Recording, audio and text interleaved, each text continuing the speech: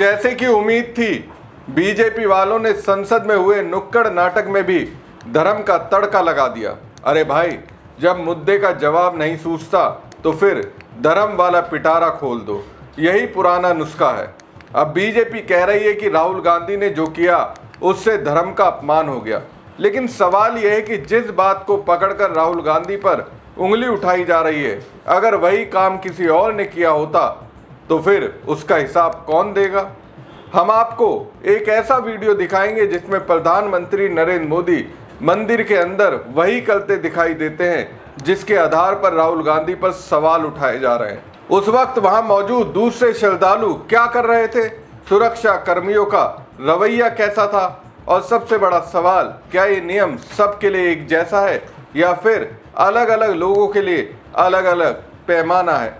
आज इस पूरे मामले में हम दावे और जवाब दोनों आपके सामने रखेंगे। फैसला आप खुद कीजिएगा कि मामला सचमुच धर्म के सम्मान का है या फिर राजनीति की दुकान चलाने का।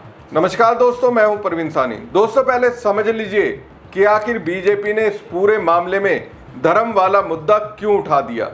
देखिए, इस समय बीजेपी पर कई मुद्दों को लेकर विपक्ष हमलावर है। राम मंदिर में दान से जुड़े आरोपों का मामला हो, पेपर लीक का मुद्दा हो या छात्रों के आंदोलन की चर्चा, विपक्ष लगातार सरकार को घेरने की कोशिश कर रहा है। ऐसे माहौल में संसद के अंदर एक नाटकीय प्रदर्शन हुआ। उस प्रदर्शन में पप्पू यादव पुजारी के भेष में आते हैं, विपक्षी सांसद दान पेटी में दान डालते हैं और फिर पप्पू यादव उसी दान पेटी को लेकर वहां से चले जाते हैं। विपक्ष का कहना था कि ये राम मंदिर से जुड़े कथित दान गबन के आरोपों पर सरकार को घेरने का सांकेतिक तरीका था, यानी उनका निशाना सरकार थी, धर्म नहीं। दूसरी तरफ बीजेपी का आरोप है कि इस तरीके का प्रदर्शन धार्मिक भावनाओं का अपमान करता है। अब सुनिए बीजेपी सांसद बृजलाल क्या कहते हैं। पप्पू यादव का इतिहास है, सिर्फ बिहार ही नहीं सबको पता है, और ऐसा ड्रामा करना संतों और साधुओं का अपमान है, हिंदुओं का अपमान है, हिंदू धर्म का अपमान है, और पप्पू यादव को याद रखना चाहिए कि संत समाज उन्हें कभी माफ नहीं करेगा। अब सवाल यहीं खड़ा हो रहा है। बीजेपी सांसद कह रहे हैं कि पुजारी का वेश बनाकर ऐसा प्रदर्शन करना संत समाज और हिंदू धर्म का अपमान है, लेकिन विपक्ष पूछ रहा है कि जिन आरोपों को लेकर ये प्रदर्शन किया गया उन आरोपों का जवाब कौन देगा। अगर दान से जुड़े आरोप लगे हैं तो उनकी निष्पक्ष जांच होनी चाहिए ताकि सच सामने आ सके, क्योंकि मामला करोड़ों भक्तों की आस्था से जुड़ा है। इसी बीच एनडीटीवी के पत्रकार अखिलेश शर्मा ने एक्स पर एक जानकारी साझा की। उन्होंने लिखा, पप्पू यादव के प्रसाद चोरी वाले नाटक पर लोकसभा सचिवालय सख्त है। संसद भवन परिसर में ऐसे आचरण की अनुमति नहीं दी जा सकती। स्पीकर ने भी पप्पू यादव के आचरण पर आपत्ति जताई है। लोकसभा सचिवालय के दिशा निर्देशों के अनुसार मकल द्वार पर प्रदर्शन की अनुमति नहीं है, इसे सख्ती से लागू करने का प्रस्ताव है। अगर ये जानकारी सही साबित होती है तो संसद परिसर में इस तरह के प्रदर्शनों को लेकर नियम और सख्त हो सकते हैं। इससे पहले कल्याण बैनर्जी को भी इस सत्र के लिए निलंबित किया जा चुका है। अब चर्चा ये भी है कि पप्पू यादव के खिलाफ भी कार्रवाई हो सकती है। हालांकि इस पर आधिकारिक फैसला सामने आना बाकी है। अब इस पूरे विवाद में राहुल गांधी भी बीजेपी के निशाने पर आ गए हैं। बीजेपी आईटी सेल के प्रमुख अमित मालवीय ने इस प्रदर्शन को धर्म के अपमान से जोड़ते हुए राहुल गांधी पर सवाल उठाए। हालांकि दूसरी तरफ विपक्ष का तर्क है कि ये एक सांकेतिक राजनीतिक नाटक था, किसी असली मंदिर या असली पुजारी के साथ किया गया धार्मिक अनुष्ठान नहीं। भारत की राजनीति में वर्षों से अलग अलग मुद्दों को उठाने के लिए नाटकीय प्रदर्शन और सांकेतिक विरोध होते रहे। अब सवाल यही है कि क्या इस प्रदर्शन को सिर्फ राजनीतिक विरोध माना जाए या इसे धार्मिक भावनाओं से जोड़कर देखा जाए।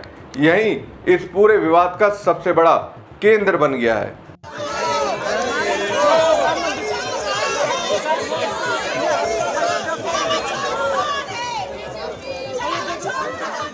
अमित मालवीय ने एक्स पर पोस्ट करते हुए लिखा, जूते पहनकर कौन भगवान श्री राम को चढ़ावा चढ़ाता है। हिंदू तो अपने घर के मंदिर में भी जूते चप्पल उतार कर ही भगवान के दर्शन करते हैं, लेकिन एक ईसाई माँ और पारसी पिता से जन्मे राहुल गांधी से हिंदू आस्थाओं के आदर की अपेक्षा भी कैसे की जा सकती है।